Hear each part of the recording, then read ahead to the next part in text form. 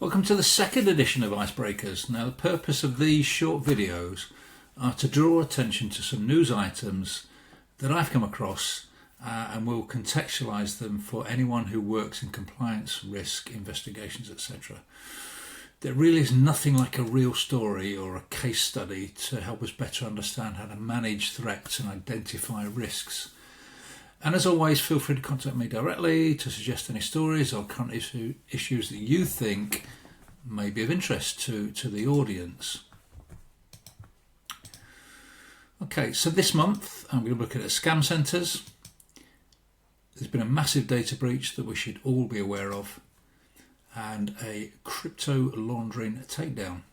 So what I'm seeing is that law enforcement agencies are getting much more effective in understanding and investigating the world of crypto and how crypto has been used for money laundering. And this is a really good example of what can be done. So the first one, human trafficking driving online fraud. Now, I don't know if you've done any research into this yourself, but Interpol have identified that scam centres, the type where fraud, online fraud, scamming, phishing, etc. is being conducted on an industrial scale.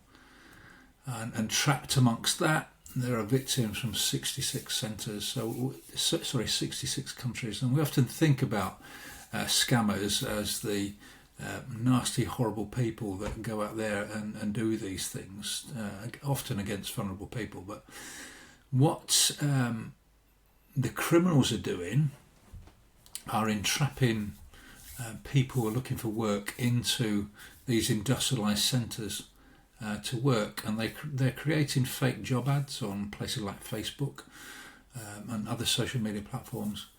And what's happening, they apply, they get transported to the destination, the documents their travel documents are taken from them, and then they are put to work sending out emails and about fake investments, romance scams, crypto frauds. And there has been a very recent case in the Isle of Man where this was discovered. And certainly what I've read about this particular piece from Interpol is that there are roots in Southeast Asia's gambling industry. So huge involvement probably from Chinese organised crime and probably others as well, because there's a lot of collaboration that goes on nowadays. So something to be aware of. Often what can I do? Well, the money for these operations has to be entering the legitimate system somewhere. And I think the things to look out for are, as always, front companies really get to grips with what a company looks like, who's managing it, who's operating it, who's the ultimate beneficial owner. And sometimes you have to strip away several layers during your due diligence to do that. Are they using alternative payment methods? So are they using things like crypto, money transfers, wiring schemes, all those sorts of stuff? But the big one, I think, is suspicious travel expenses. Are people being transported from other countries, perhaps by a plane or boat or vehicles, and are those travel expenses being put through the company? And any connections to commercial properties, because these are not small operations. There are warehouses. So some things to look for from an AML due diligence point of view. This is human slavery. It's misery. And there are things we can do to prevent it. The massive data breach I mentioned, 16 billion passwords have been exposed. They've been harvested using a piece of malicious software, malware it's called InfoStealer. So this has been going on for some time.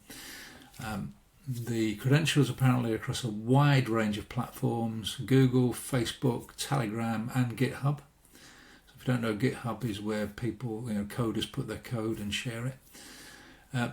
These passwords are available on the dark web.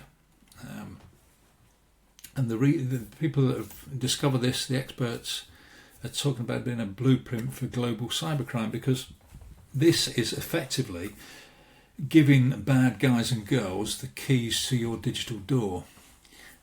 So be aware of it both personally and in your organisation, because 16 billion is an awful lot of credentials.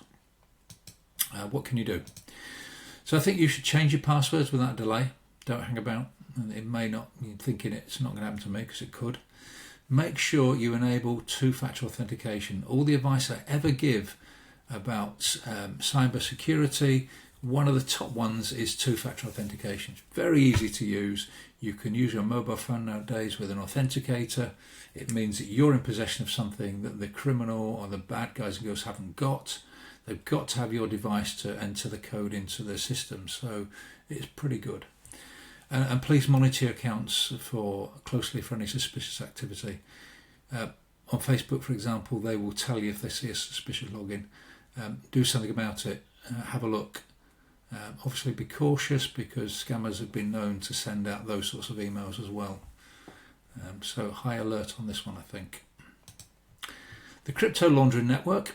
So Spanish authorities, supported by Europol and other law enforcement teams across Europe and the US, have taken down this massive crypto money laundering operation.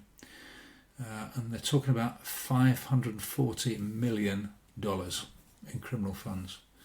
That is a great result for law enforcement. So the criminal group, they created a sophisticated network, and again, there'll be more information coming about this in coming weeks and months.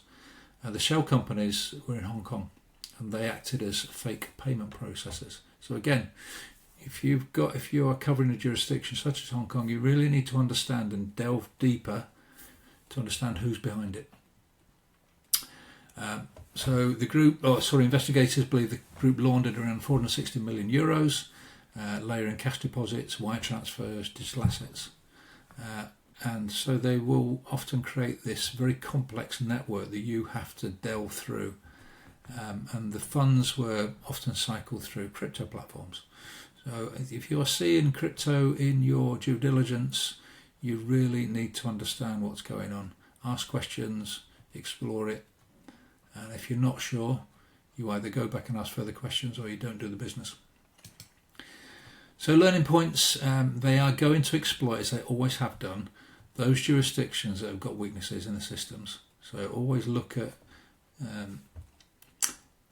online resources such as Basil. Will give you an indication of money laundering risks. Know Your Country, Transparency International. Those sorts of websites are very, very good. Always factor in jurisdictional risk into your due diligence. It really underlines that your KYC and your due diligence must be thorough and on point. It mustn't be rushed. Sometimes you've just got to spend time on a system. We've got a great one, Investigation Engine, for example. And there is this multiple and complex layering. So you, again, don't just look at the company you are presented with. Look beyond that. Who are they connected to? Who are the directors? Who's the UBO? Again, strip it all away like an onion. Okay, so that concludes this month's. If you've got any questions, comments, suggestions, there's my email address. Feel free to get in touch at any time. I'll see you again next month.